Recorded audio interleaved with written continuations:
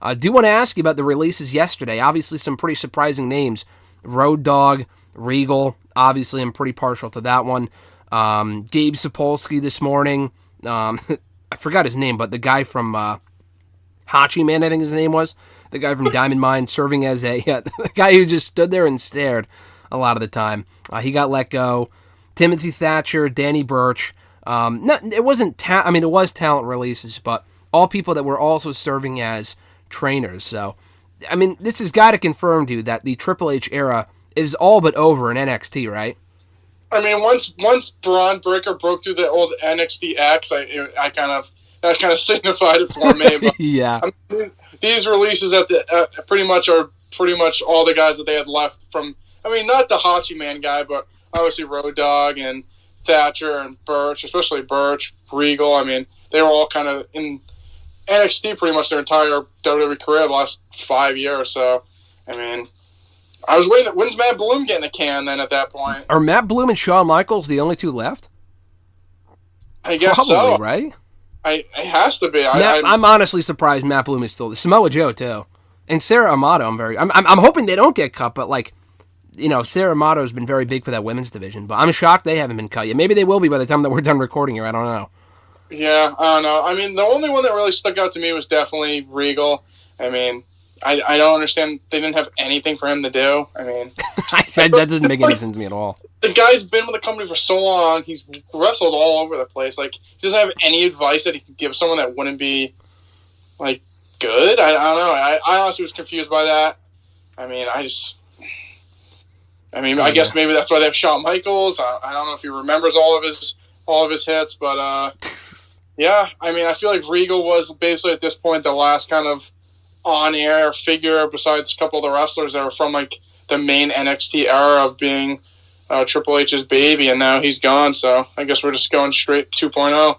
I guess so. Especially with a guy like Regal too, not only as an authority figure, but I think his main kind of role there he really was NXT in a lot of ways, but largely serving as a talent scout for the last couple of years, bringing in a lot of Kevin Owens. The list goes on and on and on as far as the big independent names he kind of helped scout and bring into WWE. Kushida a couple of years ago, among many others. To my knowledge, though, so they had a tryout that I went to in Vegas over SummerSlam weekend. Was not open, I don't think, to any indie people. It was all sports people, football players, people like that.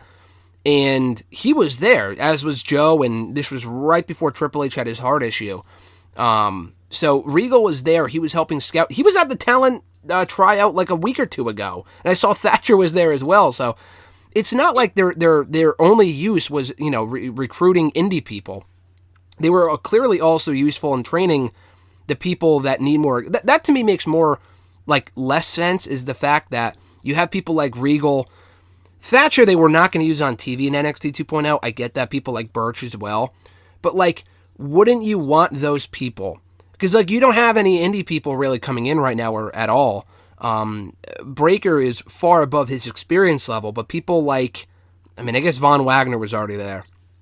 But people they're bringing in from the outside, people like a Lash Legend, for example, or Tiffany Stratton, people who are not wrestling people that could be good, but they need a lot of experience and training and working with the more experienced people, and they're not going to get that because, let me check my notes here, they got rid of those people. How does that make any sense? It doesn't. They still have some people there that definitely have the experience and stuff like that, but like I said, I just feel like, especially with Regal, I feel like there's like I said, I think there was nothing that could bring to those people, just even advice at this point. He could have been basically Dusty at the end of NXT. Pretty much, yeah. I don't know. I just feel like I said, once I saw him kick through the X, I'm like, yeah, it's dead. What do you think this means for people? It's not the exact same thing because he's on the talent side, but someone like a Tommaso Ciampa, we'll talk about NXT now, I guess, because we're kind of already going into it, but, he lost the NXT Championship on Tuesday night in a very good match with Breaker, right call. He posted thank you on Instagram and Twitter on Tuesday after losing the title with the black heart and the purple heart, or the yellow heart, rather. Kind of indicating that. Maybe he was thanking people for that time in NXT and not really indicating that he was on his way out. I don't know when his contract is up. We don't know. I feel like if it was up soon, we would probably know by now. What do you think the future holds for someone like Ciampa? Is it the main roster? Is he going to leave? Are they going to let him go? What do you think is next for him? He'll be taking Timothy Thatcher's spot as a coach. And then let him go? I don't see it. I feel like that was kind of like his swan song. I mean, at this point, they've been phasing all those older NXT guys out, and I mean, what are you going to do with them at this point? I mean, yeah. Not that I want that to happen, but I mean, I could see it. Yeah, I'm surprised. We'll see where they go with it from here.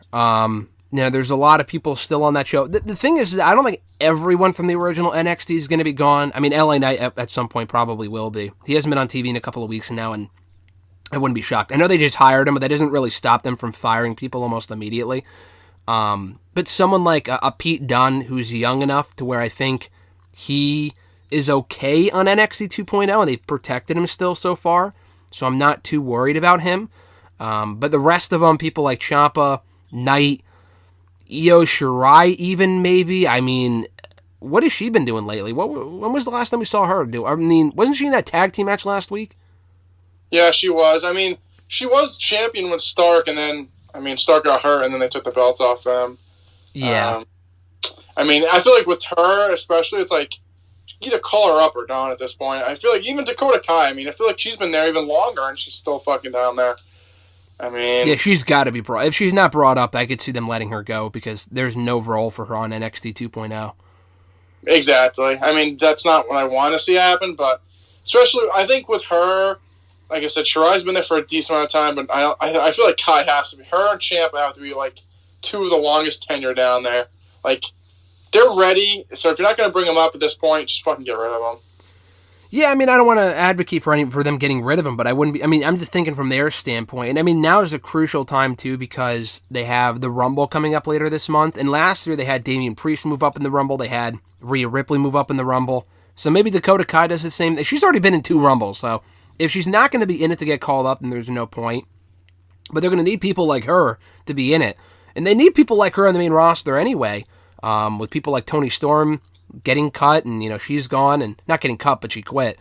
They'll follow up on that, and I think that was last week. I think we talked about that last week. Yeah, we did. So much has happened, I kind of forget, but... Yeah, so they need people to fill out these rosters, and especially the Rumble, too. They have 30 spots, and I think they have like, 15 women active between the two brands right now, Raw and SmackDown, so they're going to need as much help as they can get. Yeah, I mean, like I said, I feel like she could fill out a good Toni Storm role, but I just feel like if the thing is, you got to use these people to their potential. Just calling up to fill a role just doesn't. I mean, clearly, as we see, it hasn't done much for a lot of people. No, so. Yeah. Yeah, no, it's weird. I feel like they need people on the roster. They just got to use them in a more meaningful manner, obviously. So we'll see what they do. I'm not really sure where they go with people like her from here, but it's going to be an interesting time, to say the least. They might let go of more people. I wouldn't be shocked.